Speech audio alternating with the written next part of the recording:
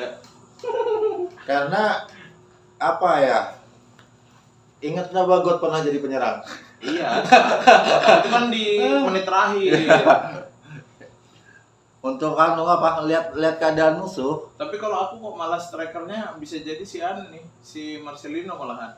Enggak, aku hoki. Hoki ya? Hoki bawa pertama dipasang. Babak kedua baru diturunkan Sananta. Sananta ya. Iya. Sananta soalnya kalau dari awal stamina cepet turun ya. Karena Sananta itu kan yang diarahkan body charge-nya itu. Body Iya. charge-nya itu. Kalau aku prediksiku nih skornya banyak gol kalau aku malahan. 3-2 gitu. Ya bisa jadi 3-2, Atau 4-1. 4-1. Oh ini golnya banyak ini. Entah Uzbek kita kita. Saya di 90 menit akan 0-0 dan Indonesia akan menang adu penalti lagi. Baru penalti lagi ya. Lalu skornya kayaknya banyak ya. Soalnya permainannya kelihatannya kontra banget. Siapa si Uzbek ini lebih mainnya Bola kayak lambung Vietnam dia. dia. Main bola lambung. Dia main bola lambung. Tapi passingnya bagus. Pastinya bagus. Bukan passing yang asal, dia long ball, targetnya jelas. Cari Yes. golnya permainan ada. Sebenarnya pemain Uzbek itu Kayak sama Arab Saudi. Ball position jauh Arab Saudi menang, tapi skor dia 2-0. sebenarnya pemain Uzbek itu pemainnya itu sering main di Eropa kah? Enggak. Rusia. Kan? Apa liga apa Rusia? Liga Rusia. Ya, Uzbek bagus tuh. Sensor. itu banyak panunya, filmnya. Jadi ada tadi ceritanya, Rik. Pemersatu pemuda sama orang halayak di Indonesia nih cuma 2. Apa? Satu sepak bolanya. Oh iya, lumayan. Itu semua dicari kalau sudah itu berprestasi. Uzbek ini kelihatan kalau kuliatin dari profilnya dia campur ya, karena dia ke arah Asia banget ya. Ya. Rusia ya. Jadi ada yang sipit, ada yang model kayak Rusia banget, ada yang kayak Timur Tengah. Permainannya merata tapi tinggi badan merata dia. Postur badan. Dia mainnya di Liga bagus. Rusia ya berarti seringnya ya, pemain-pemainnya. Nah, aku nggak tahu kalau semuanya. Kalau Liga Rusia lumayan kompetitif sih. Iya, harus Sparta Moskow. Iya kan, Dinamo Zagreb. Wah, klub-klub besar itu. Tapi kalau aku bilang setuju juga sih kata Bung Toel, ibaratnya naturalisasi ini untuk akselerasi. Pertanyaannya sampai kapan? Karena kalau kayak Arab dia nggak akan kehabisan pemain karena liganya bagus. Ya ini kayak Uzbek juga nggak bakal main di Rusia ibaratnya gitu kan. Tapi sudah mulai susun sama liga kok. Liga Indonesia berbenah lah. Jadi ada batasan sekarang masalah fisik. Jadi semua klub punya batasan fisik untuk Fisik pemain. maksudnya? Larinya Saat dia mengikuti trial atau mau melamar jadi pemain di klub itu, dia punya batasan. fisik itu maksudnya stamina gitu Ya. kan? Oh, Karena dites secara stamina Ya. juga. Utamanya Sintayong itu utamanya adalah fisik yang dibenahinya. Jadi target utamanya dia fisik dulu bagus, baru diajarin bola yang benar. Jadi berarti ya stamina dan lain-lain ya. Punya standar lah. Jadi kalau kemarin kan klub asal-asalan. Yang penting dia bisa gocek lewat 1 2 3, itu bisa maintain 3 kali sentuhan. Akhirnya diterima. Ya, tapi fisiknya dodoran. 50 menit main dan nggak bisa lari. Dari mana bebuanmu tuh bisa melihat Indonesia menang tuh sisi apanya dengan Uzbek ini? Segi permainan lah. Melihat Kalau cara segi Indonesia main. Iya, kalau Kalau dari aku- segi permainan Indonesia banyak main bola datar, main dekat. Kalau aku tiga-tiginya sih. Iya, termasuk taka-tiki. Tiki taka, taka-tiki. Kalau aku Mas lebih karena Indonesia banyak pengalaman banyak trial match dia sama banyak main akhir-akhir ini ya. Akhir-akhir ini dia banyak ngelawan negara-negara yang stylenya permainannya beda-beda. Jadi dia bisa fluid, ganti-ganti strategi di tengah-tengah permainan. Jadi opsinya banyak kalau menurutku ya. Dia bahkan udah pernah lawan Argentina, lawan lain-lain kan, strateginya beda-beda kan, pernah lawan Jepang dan lain-lain. Di situ kalau aku yakinnya itu. Relevan enggak Indonesia nih mirip-mirip Argentina dulu Piala Dunia. Pertama kalah. Tiba-tiba setelah Bisa itu jadi. naik-naik terus. dan juara ya pada akhirnya. Kita Nggak, menutup kemungkinan. kalau itu kan histori. Indonesia mencoba mengukir sejarah baru. Itu histori. Kalau Argentina kalau menurutku dulu itu kan dia karena pemain itu banyak abort keluar ya. Dia jarang sebenarnya materi pemainnya bagus. Dijadikan dia nyusun kekompakannya itu kan. Yang nggak Ya, dapat. belum padu. Kekompakannya itu nggak dapat kan. Pada dasarnya semua pemainnya kan satu main di mana, satu main mana. Dia bisa fluid kan, nggak mau ngapain kan. Menurutku Indonesia sih bukan karena itu. Kalau aku karena kesiapan pemainnya kalau sekarang ini. Itu sih. Kalau fisik Fisik sih bagus sih. tadi kan Bagus kalau sih sekarang. tiki takanya permainan kita oke lah ya kan, kerja sekarang sama permainan satu kita duanya. ya udah lebih Nah, bagus lah. Kalau postur Kurang lebih aja. Postur Postur. itu kalau zaman sekarang postur bisa diakalin dengan ini gaya bermain. Gaya bermain kayak misalnya kamu mau tiki taka nih. Supaya progresinya nggak dapet, kamu tutup segitiganya kan, biar nggak jadi segitiga tuh. Nah sama dengan lambung kan. Nah, aku nggak terlalu paham lah itu ya. Cuma harusnya bisa diatasi dengan gaya bermain. Cuma kalau strateginya musuh bisa ini lagi ya kemungkinan. Ya kalau aku bilang nih yang nentukan bukan pemain lagi, bukan masalah materi pemain Strategi. ini strategi. Kalau ini siapa strateginya yang lebih siap itu yang Ya menang. minimal Nah, Indonesia udah ngelawan negara-negara lain strateginya bisa ganti-ganti. Menurutku Indonesia lebih kalau ini merasa lebih siap badan sih. pendek kan minimal sekali sentuhan. Nah, Oper. ya Sekali itu. sentuhan oper. Nah, Cuma lihat teman kosongnya kan. Itu aja intinya. supaya nggak main bola atas ya. Iya. Dan kita tidak terlalu banyak berhadapan dengan musuh. kalau itu apa? Uzbek itu cara mainnya kayak apa sih selama turnamen nih? Dia 1-2 tapi long. 1-2 nggak banyak sentuhan tapi boom. Boom. Dan pemainnya tinggi-tinggi. Pemainnya merata tinggi. Nah, itu ada masalah kalau kita kan masih tinggi rendah. Kalau dia merata saat serangan balik dan gayanya serangan balik. Counter attack Sangat cepat. efektif. Jadi salah satu kelemahan kita tuh postur ya, Postur. postur. Hmm. Tapi keunggulan kita di mental itu tadi ya. Ya, Kita tuh sementara kita menang udah, mental. udah siap lah kita. Trennya lagi bagus.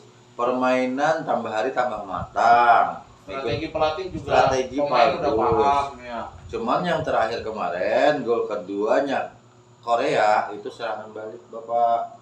Nah, gaya-gaya serangan balik 1-2 kali sentuhan itu yang diadopsi lama Uzbekistan waktu main lama Arab Saudi. Oh, semalam ya.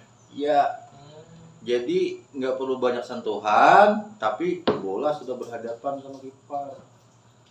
Nah, kita ada bisi pengalaman sama Korea, 1 kali 2 kali sentuhan, akhirnya kita dijebol nama itu sama Korea. Bener nggak? Sebenarnya berarti kelemahan kita itu bukan bola atas sebenarnya. Kita kadang-kadang bisa kasihkan, Cok. Nah, Bisa kasihkan kalau sudah fase nyerang kita kasihkan. Kadang kelupaan tuh orang bisa nih counter attack mendadak nih. Nah, itu terjadi kemarin sama Korea. Nggak perlu banyak sentuhan dia, kiper ke pemain tengah langsung ke striker langsung eksekusi gol. Nah, itu permainannya Uzbekistan itu di situ. Seperti itu. Kalau Coach Sin Bang ya Pak, kira-kira sudah ada beban lagi ya? Yang nyata target tercapai, bahkan melampaui. Nah, kemenangan Indonesia main tanpa beban. Bukan berarti tanpa beban ngasal. Ada target selanjutnya yang jadi impian di Olimpiade. Seperti itu yang mau diwujudkan. Karena pemainnya nggak ada yang puas sampai di sini, masih mau melanjutkan. Tapi tapi kalau kayaknya Coach Sin masih ambisi kalau menurut Masih gue. ambisi. Masih ambisi karena dia terakhir dia bisa ngalahkan Jerman kan. Kayaknya dia pengen Indonesia itu bisa ngalahkan yang lebih besar lagi gitu loh. Kayaknya dia main ngejar prestasinya dia yang waktu Korea sih. Beberapa Masih pelatih ambisi yang banget. main sama Sintayong terkesan sama gaya bertahan Sintayong luar biasa. Beberapa pelatih itu, dari pelatihnya Jordan, dari pelatihnya Australia, dari pelatihnya Korea mengakui gaya bertahannya Sintayong ini luar biasa dan counter attack-nya maut. Alhamdulillah sudah nggak ada bola-bola blunder ya. Ya, Iya. itu yang Itu yang umpan udah matang-matang gitu loh. Yang nggak salah umpan, salah passing itu udah berkurang Indonesia. Terus kalau udah sampai depan tuh kalau udah tertekan tuh naik ke atas lambung gitu kan. Musuhnya tinggi-tinggi nggak bisa jebol. Cuma yang ditakutin Indonesia ya masih itu counter attack yang kemarin yang sama Korea terakhir kan counter attack itu kan. Sebenarnya bukan bola atas itu kan. Bola bawah. bola bawah, tapi Bawah kan panjang kan. kiper ke tengah penyerang langsung. Serangan balik ya. Berarti Indonesia sebenarnya masih lemah sama serangan balik ya. Terlena saat kan menang pemain ya. Kesenangan nyerang nih lupa. Ya kan? Iya. Kita menang sisi pemain 10, dia 10, kita 11. Jadi keasikan menyerang. Akan ya. Makanya ball position kan kita menang sama Korea tuh. Ya. Lanjut. Bagusnya kita nih apa? Bertahan ke menyerang. Kalau bisa menyerang ngapain bertahan? Jadi menang ya. mental yang ditanamkan Sintayong itu siapapun musuhnya kita harus menang. Jadi nggak ada yang namanya kayak gaya timnas yang lalu melihat tim besar belum apa-apa sudah bertahan sama habis Ya. itu enggak long ball enggak. Kalau gua, Itu ya, udah mindset itu sudah dirubah sama Sintayong. ya. Bahkan sekarang Sintayong siapapun musuhnya Indonesia siap ngadeni. Iya. Jadi mental itu ada sama pemain-pemain Indonesia sekarang ini. Kalau aku nggak bertahan, nggak menyerang, tapi banyak menguasai bola. Kayaknya yang dikejar itu penguasaan bola. Semakin sedikit musuh ini kan dia nggak bisa progresi ke depan, nggak bisa ini long ball dan lain-lain.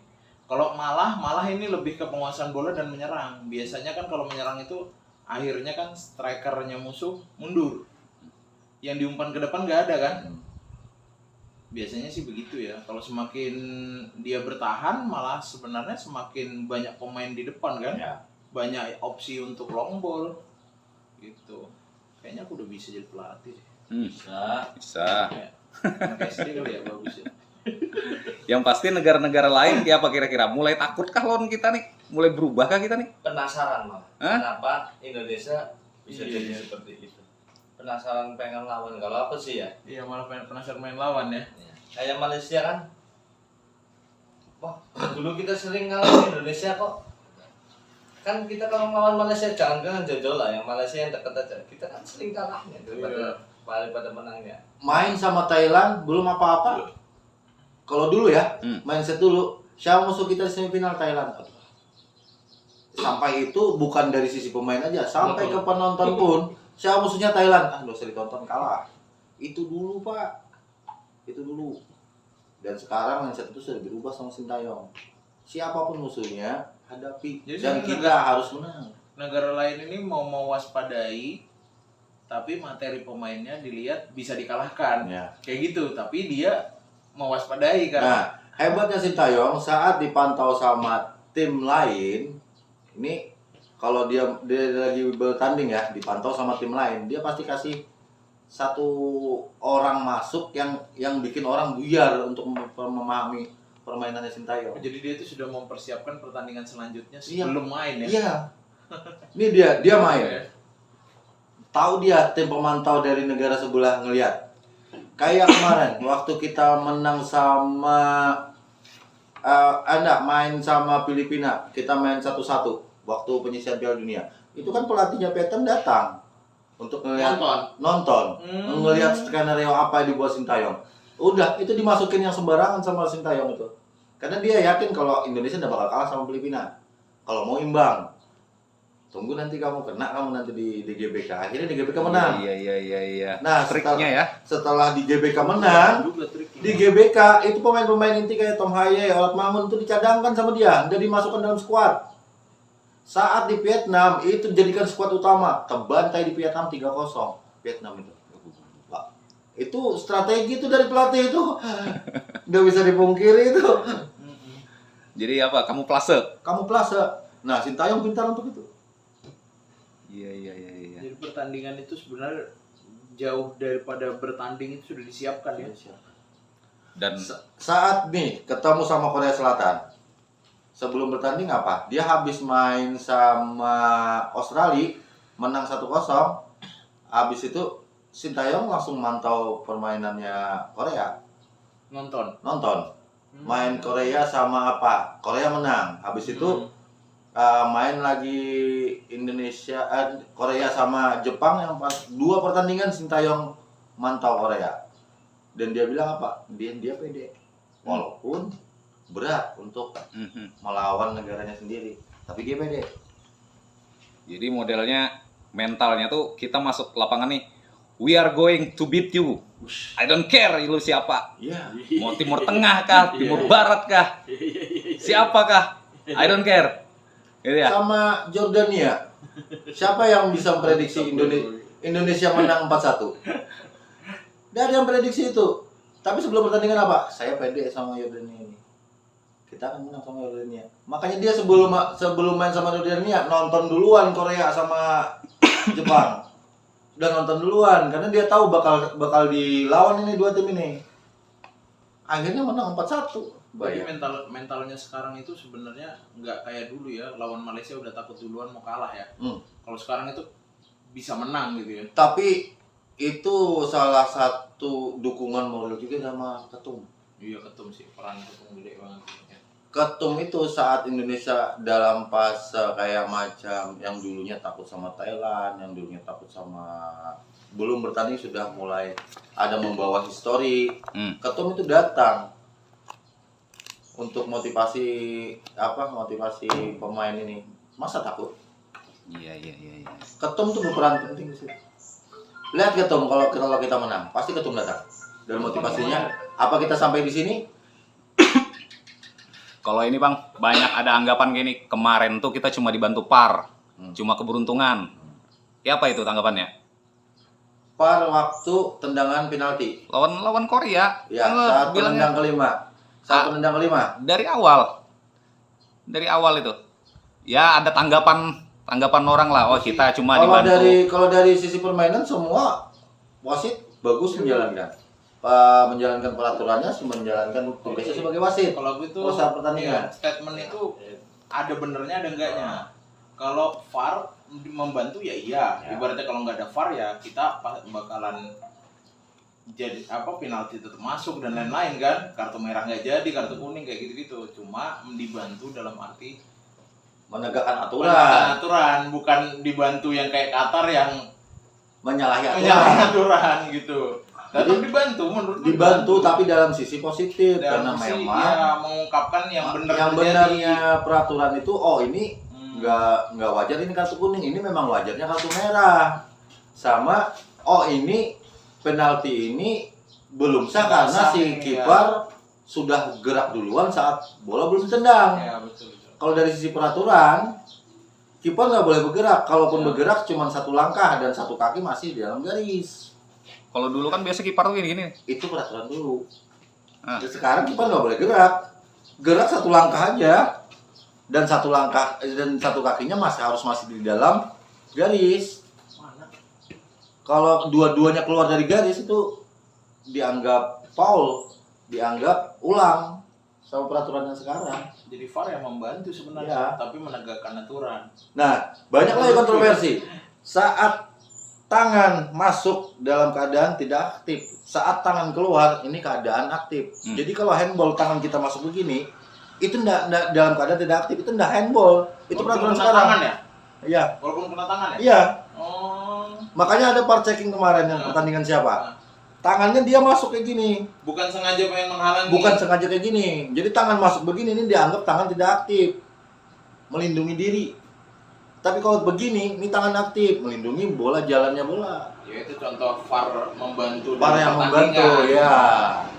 Membantu untuk menegakkan Tapi, aturannya. ya, tapi kalau wasit mau lihat VAR, kadang-kadang Nah, itu juga. wasit yang harusnya ngelihat VAR tapi nggak mau ngelihat VAR. Jadi malam itu kita dibantu dengan wasit yang mau, Mau kolaboratif sama Ah. VAR. Banyak juga wasit yang nggak mau Nggak dengerin tahu. VAR. Nggak mau. Banyak. Itu Mas Asmi. Oke. Jadi sekarang nih, yang jelas sekarang lagi euforia ya. Erick Thohir lagi berbunga-bunga ya. Iyalah, ini maksudnya sampai Milan aja nggak gue heran nih. Milan loh, padahal ini lagi terpuruk banget. Lah, Scudetto jadi sama Inter nggak jadi. Ngelihat Milan itu sehabis nonton Indonesia, Ya, bapuk ya. jadi bapuk. Karena Liga Italia itu udah kayak apa sih gitu, kayak nonton Liga 1. Cuma jadi hiburan Mas, sebenarnya lebih kayak hiburan ya. Maksudnya kita ada yang ditonton lagi akhirnya. Apa sekarang kita mau nonton apa? Kalau zaman dulu kan kita senang Liga luar itu kan karena kita timnas kita nggak terlalu ini kan. Kalau sekarang tuh ya akhirnya jadi kita pengen tahu cari pemain ini yang main di timnas ini Liga 1 dia sebenarnya mainnya gimana sih. Jadi ada euforianya, ketertarikan nonton Liga 1 lagi gitu-gitu. Seneng lah ibaratnya dengan menang ini banyak hal positifnya. Jadi kayak dapat mainan baru yang harus ditonton gitu. Kalau yang kemarin Coach Shin nggak selebrasi itu gak Pak? Hah? Habis ngebit negaranya seorang tuh. Susah Ya, itu itu. kayaknya Ian lo ya. Profesionalismenya. Iya, dia warga negara dia Ya. kan. Terus ini kan banyak juga kan pemain bola yang melawan tim lamanya dia nggak selebrasi, menghargai. Itu malah bagus kalau aku bilang. Respect jadi. Respect. Banyak juga orang yang lawan negaranya sendiri juga dia selebrasi dan lain-lain kan. Walaupun punya Pelatih histori yang nggak bagus, sebenarnya Sintayong tuh punya histori yang nggak bagus sama Korea. Saat Piala Dunia 2018 18. atau berapa? 18. Saat dia ngalahkan Jerman, cuman itu kemenangan satu-satunya Sintayong di fase gugur. 2 pertandingan awal kalah. Nah, Korea gugur fase grup. Nah, itu warga Korea nggak terima, dia dilempar pakai telur busuk. Nah, itu punya histori, sebenarnya dia punya histori yang buruk sama Korea, tapi nggak mau ambil selebrasi saat timnya ngelawan negaranya sendiri. Itu bentuk respect yang bagus. Iya, malah itu membentuk sebenarnya itu menunjukkan kedewasaannya dia ya. Walaupun dia itu reference lah ya, balas dendam lah ya ibaratnya gitu kan, tapi dia tetap respect itu sebenarnya sesuatu yang baik sebenarnya. Tapi tenang aja coach, apabila Korea nggak mau menampung lagi, Indonesia siap naturalisasi kok. Tenang aja, kita jadikan PNS seumur hidup di Indonesia lah coach. Tenang aja coach. 274 juta ini penduduk coach, nggak diam. Masalahnya pemerintah doang mas, Hah? bayar di PNS. Loh, Kenapa P3 diberlakukan? Enggak punya cuma orang pajak mau jadi tinggi kan.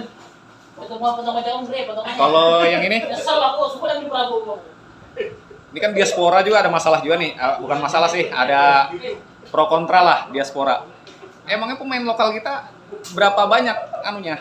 Jumlah presentasinya lah. Pemain level klub Liga 1, khususnya pemain-pemain Indonesia itu sudah diukur sama Sintayong. Dan Sintayong tidak menutup memanggil pemain klub-klub Liga 1 atau pemain-pemain lokal, tapi yang mampu bersaing dengan pola dan gaya melatih dia. Iya, dengan gaya bermainnya. Iya.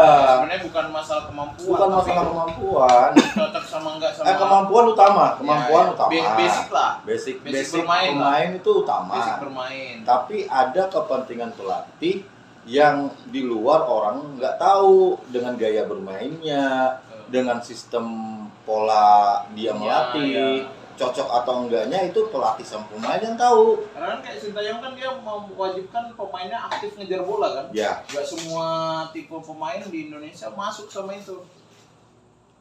yang paling utama gaya Sintayong itu mempunyai fisik yang bugar. iya, karena pemain staminanya dituntut. di press terus itu.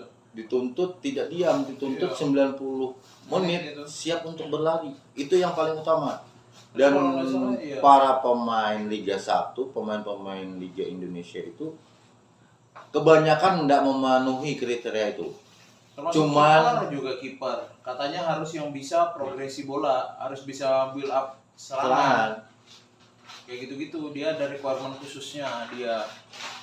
Tapi dia juga minta yang insting refleksnya bagus. Dan itu susah di Indonesia kayaknya. Tapi dapat sih tadi. Di tim ini ada berapa yang dari Liga 1? banyak, kiper semua kalau kiper. banyak. Oh, Kalau ini untuk bukan yang kiper ya? U23 ini banyak. Pemain diasporanya malah bisa dihitung jari, mungkin 4 tuh. Empat, cuma 4 Sisanya pemain lokal. pemain lokal. Bukan ini ya, Liga 1 kan? Ya. Kalau Liga 1 kebanyakan ini kan, apa cuma ini kan Witan. Kan si Marcelino segala bukan Oh di ya, Indonesia tapi kan mainnya. tapi lokal. Tapi Iya. lokal ya. Ini Liga 1 atau lokal? Beda ya Liga 1 sama lokal ya? Beda. Beda. Kalau lokal, pemain lokal ada yang main board kan, keluar juga kan. Oke. Sama ada pemain Liga 1 yang main di klub Lokal Liga ini 1. yang dimaksud lokal asli orang Indonesia Asli gitu ya. Indonesia, bukan diaspora. Tapi bermain di Liga luar Di luar negeri. negeri, ya kayak Arhan, Marcelino. Sebenarnya Witan itu hitungannya juga main di luar lama kan? Ya. Gitu-gitu. Kalau yang Liga 1 Liga 1 banyak menyetor pemain ke Setengah Sintayong. lebih lah ya, 60% ada ya. Ya walaupun pemain keturunan itu yang empat-empatnya sebagai tim inti. Memang nggak ada yang dicadangkan karena memang yang dibutuhkan tim. berarti terbantah dong harusnya yang Harusnya terbantah. Nggak ada sebenarnya di era Sintayong ini iya banyak yang namanya pemain keturunan iya, tapi tidak menutup mata untuk pemain lokal yang berada di Liga 1 untuk dipanggil kalau satu mampu mengikuti gaya latihan dia, dua mengikuti instruksi dia dalam membentuk permainan, Even dia balik ke klub ya. dan satu yang paling utama attitude. kalau berpenampilan menarik Nggak masuk itu. Itu kalau mau Indomaret Mas, di Indomaret ya. Ya, gitu ya. Matahari. Lah, kita satu aja pemain terbaik Liga 1 untuk saat ini itu Stefano Lillipali. oke. Itu di Borneo levelnya senior memang.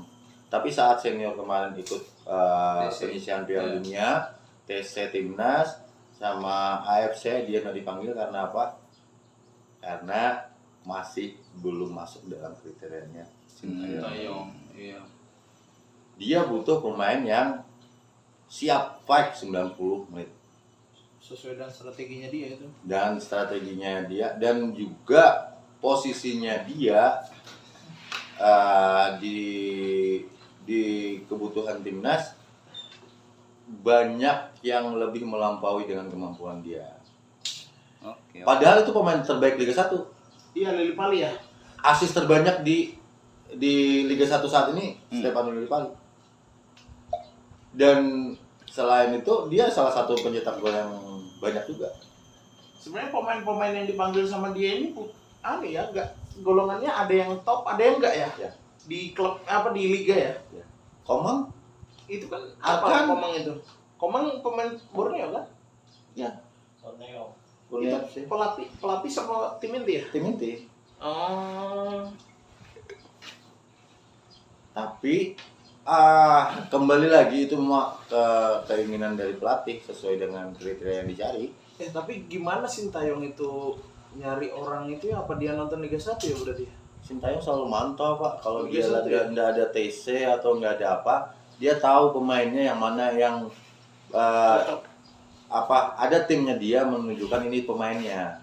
Dia nggak mau langsung rekrut, Berarti dia bukan, harus turun lihat sendiri posisinya. berarti bukan cuma Sintayong sebenarnya yang kerja timnya dia itu juga sebelum ini ya. Iya. Nah, Ada kasih beberapa. nama. Jadi kasih nama ini Pak, pemain yang menonjol misalnya, kasih nama pemain-pemain yang menonjol sesuai dengan yang apa dicari di tim. Dia nggak langsung main, iya, nggak langsung main. Oke, panggil ini enggak, dia turun dulu lihat, mantau. Makanya dia sering nonton kan, kalau Liga 1 itu main sampai keluar sana juga. yang mana yang disarankan dia pantau dulu, nggak mau langsung.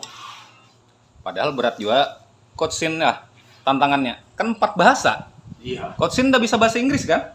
Nggak bisa bahasa Inggris. Nah, Ini ada lagi Benar. kiper dia keturunan Sirus Margono, umur 20 tahun.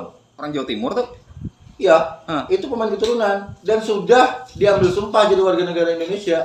Posisinya kiper. Apa jawabannya? Kenapa nggak ngambil si Sirus? Padahal Sirus itu mainnya di Liga Eropa sana. Hah. Saya belum pernah melihat pemainnya. Oke. Dia sudah dinaturalisasi, dianggaplah dia sudah di sumpah warga negara Indonesia. Kenapa nggak diambil? Karena saya belum melihat gaya mainnya. Jadi sebenarnya peran timnya ini besar ya. Dia belum bisa bahasa juga.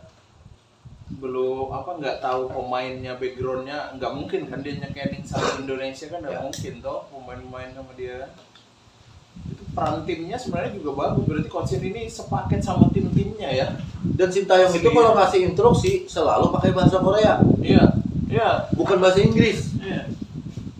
Yang hebat itu penerjemahnya. Nah, kalau penerjemah nggak tahu bola, nggak bisa dong.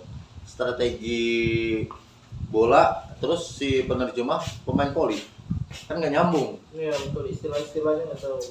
Makanya Tapi dia, bukan pemain bola, dia ini bukan satu pemain tim bola. dalam kepelatihan. Makanya Pak Haryanto sangat marah kan kalau timnas itu dibully, timnas itu dibilang A atau bilang B, karena Nova Haryanto salah satu stafnya Sintayong dan tahu kinerja Sintayong kayak apa.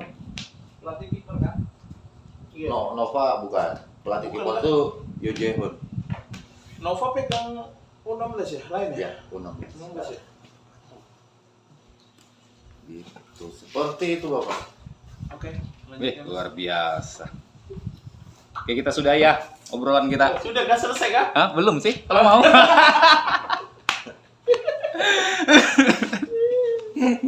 Lagi.